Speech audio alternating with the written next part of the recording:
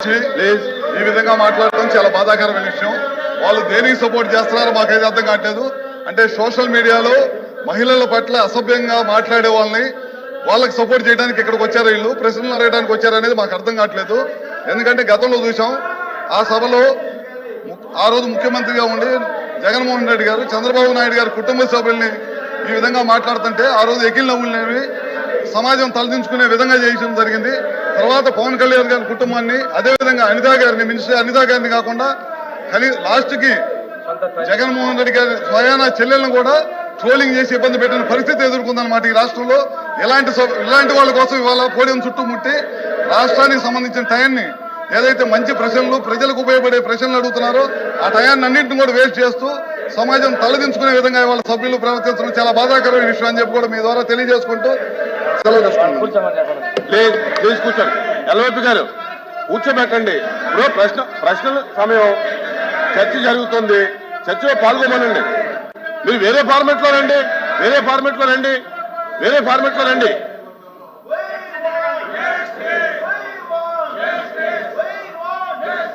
ఎల్వైపీ గారు మారుతున్నారు.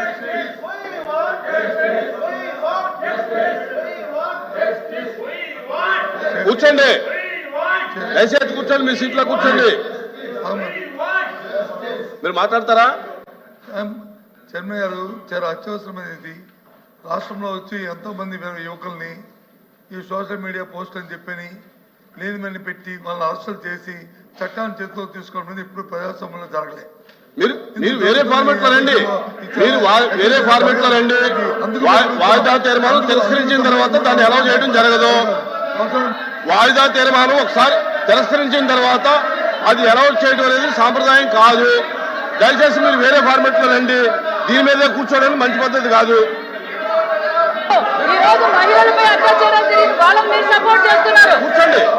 కూర్చోండి.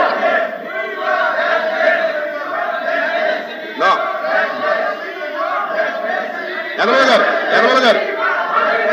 శ్రీకాంత్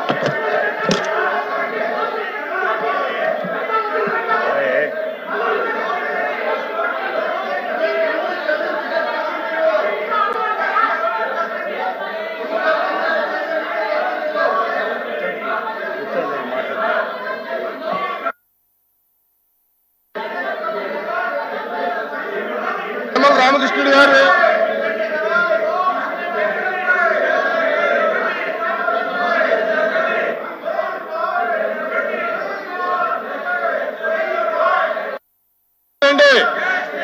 మీరు వేరే ఫార్మెట్ లో రండి. వాయిదా తీర్మానం తిరస్కరించాం, మీరు వేరే ఫార్మెట్ లో రండి.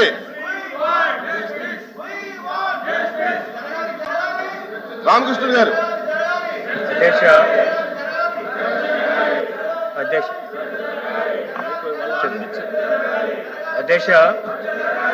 అధ్యక్ష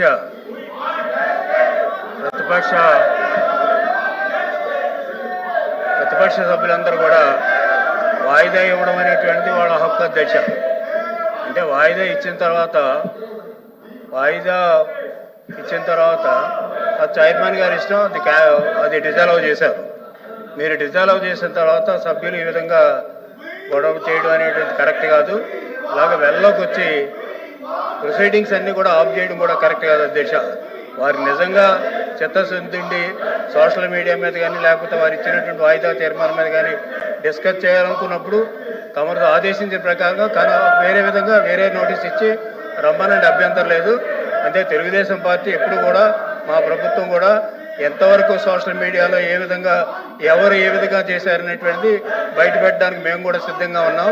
అంచేత ఎవరెవరు వెనకాల ఉన్నారో దాన్ని కూడా క్షుణ్ణంగా చర్చిస్తాం. మాకు అవకాశం అండి, తర్వాత మేము నోటీస్ ఇస్తాం. ఆ నోటీస్ మీరు అడ్మిట్ చేసి ఆ కార్యక్రమాన్ని నిర్వహించాల్సిందిగా కోరుతున్నాం అధ్యక్ష. మీరు వేరే ఫార్మెట్ లో రండి. వాళ్ళు చర్చించడానికి సిద్ధంగా ఉన్నారంటున్నారు.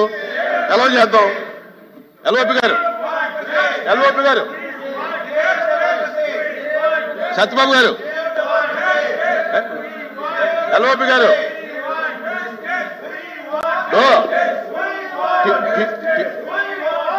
మాట్లాడలేకపోతే ఎలాగా? ఆగండి.